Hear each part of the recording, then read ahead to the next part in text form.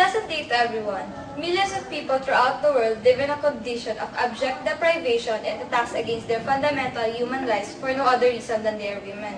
Studies shows that 6 out of 10 women are being abused by their partners, and on average, women experience 35 incidents of domestic violence before seeking for treatment. Domestic violence happens in all cultures, religions, sexes, and races. Let us now define what domestic violence is. Domestic violence, spousal abuse, battering, or wife battering occurs when a family member, partner, or ex-partner attempts to physically or psychologically dominate another. It often refers to violence between spouses, but it can also include non-married intimate partners.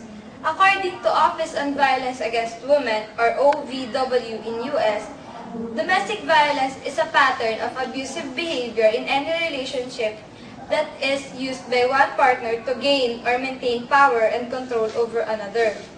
Beijing Platform for Action defines it as any act of gender-based violence that results in or is likely to result in physical, sexual, psychological harm, or suffering to women. It includes such as acts and arbitrary deprivation of liberty. According to a book entitled Women Resisting Violence, written by Sister Mananza, domestic violence is a brutal condition of women with their partners. And according to Senior Superintendent Yolanda Tanige, Head of Philippine National Police, Women and Children's Desk, battering does not necessarily mean to hit physically. There are many ways women are being battered. Some of these are isolation. Isolation is when the abuser prevents the victim to socialize or to communicate with other people. It is somehow cutting the relationship between the world and the victim. Next is economic abuse. Economic abuse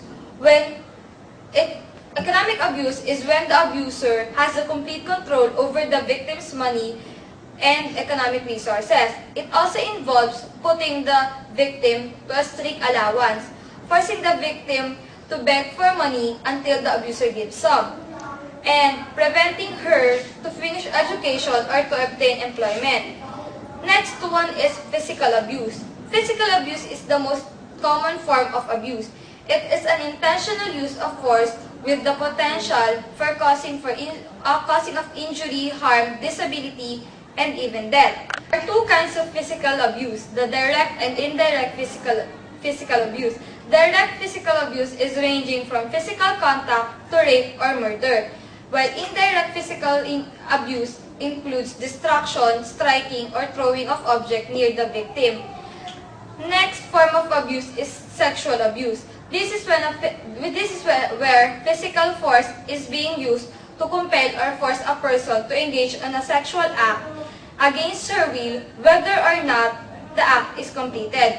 It is an attempt or completed sex act involving a person who does not understand the nature of the act. Lastly, psychological abuse. It includes humiliating the victim publicly or privately, making the victim feel isolated, humiliated, embarrassed, insignificant, or worthless. Women experience domestic violence, suffers from great depression, which put them at high risk of suicide, eating disorder, alcohol, or drug abuse. Battered women shy away from their family and friends. Domestic violence is not fiction, but a fact that happens all over the globe. But these battered women still stay with their abuser. Research states 3 factors why these battered women still stay with their abusers.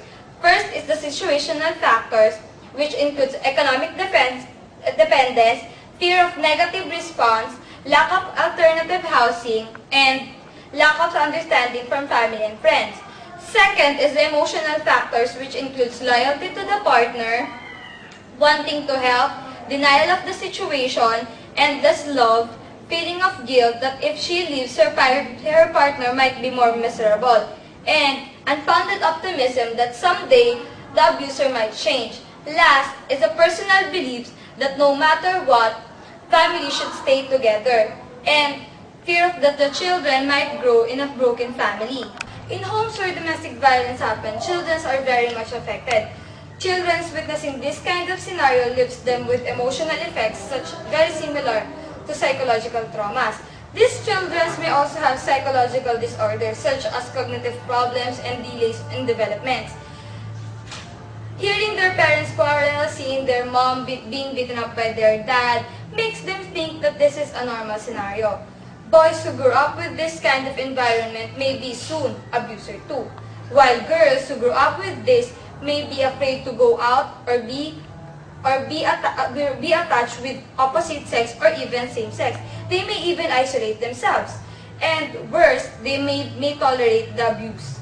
To all women, are we gonna wait to be beaten up or abused 35 times before you realize that you are a battered woman?